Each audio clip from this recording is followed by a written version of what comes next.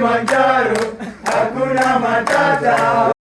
After arriving at Rongai Gate to the northeast of Kilimanjaro National Park, we had lunch and then headed out through the lush forest. The porters went ahead to set up camp in advance of our arrival.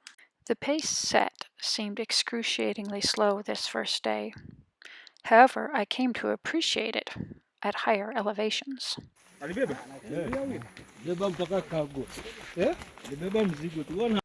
It didn't take long to arrive at Simba Camp, our first stop.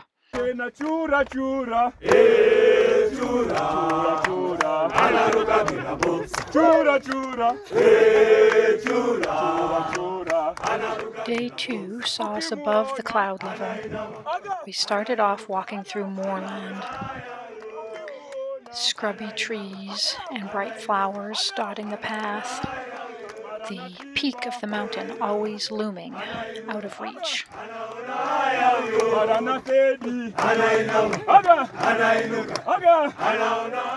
We stopped for a brief exploration of first cave before continuing on to second cave camp.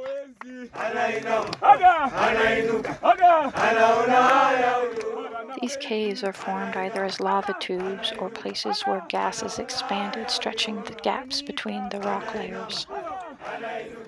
We had time after lunch to explore our camp more thoroughly, and then we took an acclimatization hike up a side trail. These casual walks gave us time to stop and smell the flowers, as it were.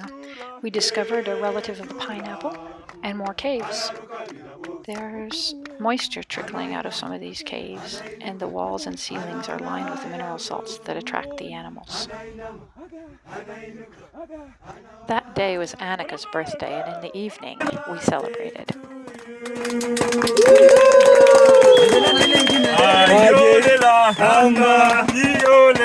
Dawn was always beautiful and clear. We were above the cloud level, which hid the plains of Kenya below.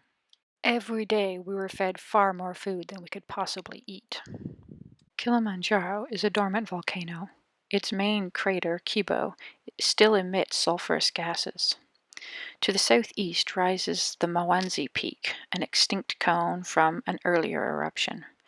It is lower, but more cliffy and requires technical skills to climb.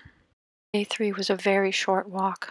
We arrived at third cave camp in short order and had the rest of the day to explore and acclimatize.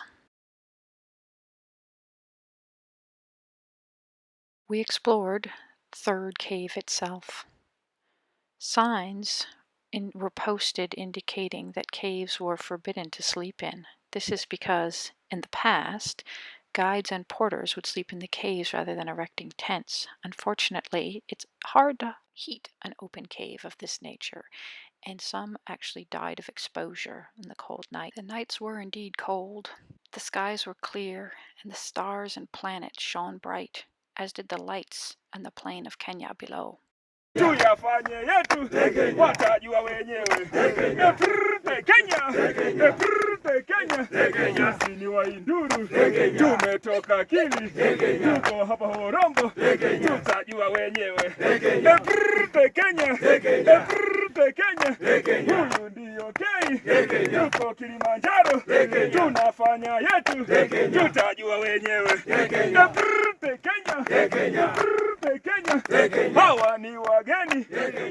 Day 4 saw us walking through alpine desert. There were no more trees, almost no vegetation at all besides the lichens growing on the rocks. We arrived at Kibo Camp in time for lunch. I explored the craggy rocks around our tents, photographed the 4-striped mice running around, and gawked at the 2-story pit of the privy. We went to bed early for a few hours' rest before starting the final ascent at midnight. When we headed out, we could no longer see the sign warning hikers to turn back if they were not up to the climb.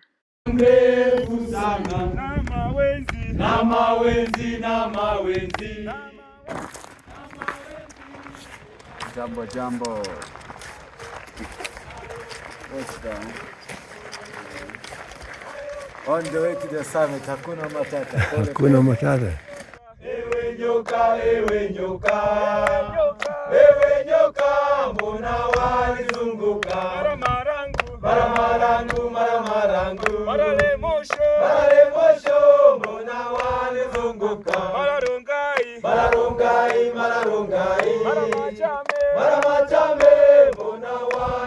wanizunguka. Ewe nyoka, ewe nyoka, ewe nyoka, ewe nyoka, ewe nyoka, mbona wanizunguka? Pararam pam pam, pararam pam pam, pararam pam pam, pararam pam pam, pararam pam pam.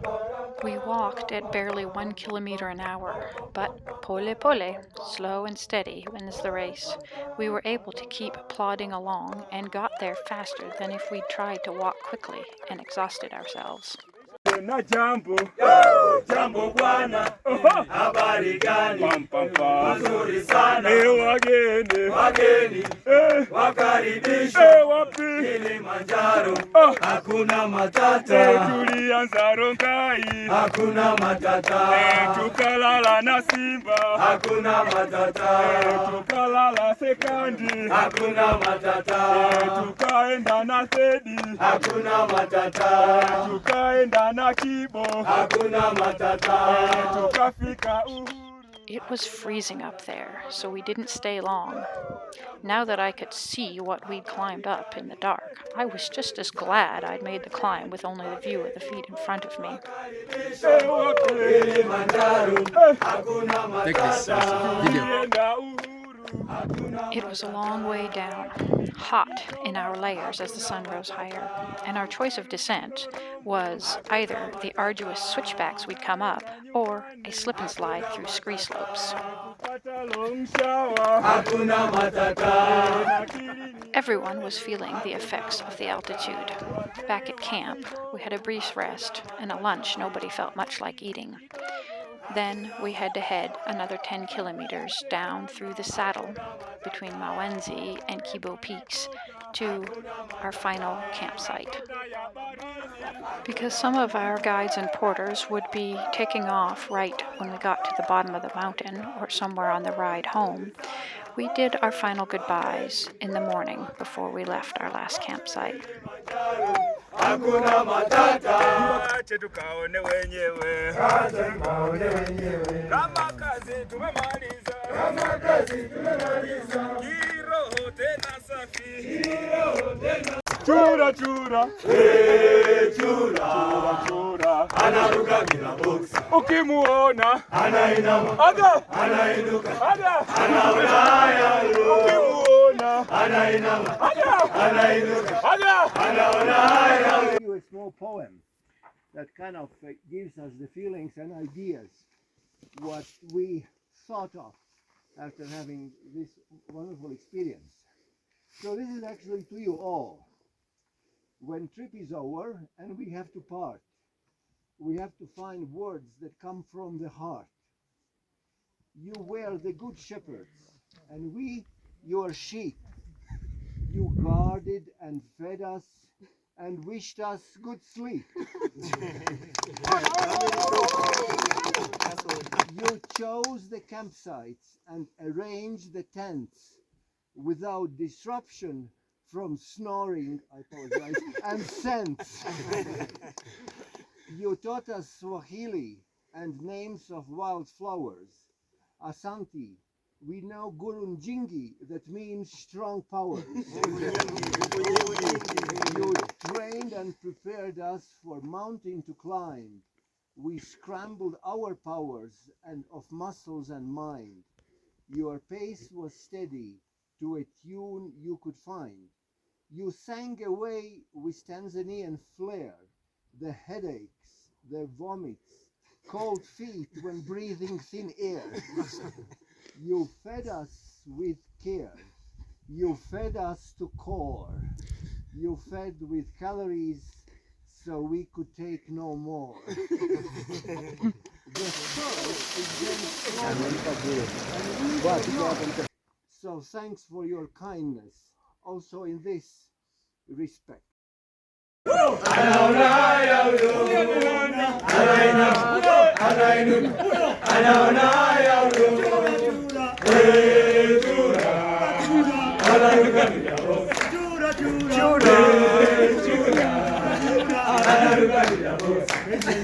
Chura.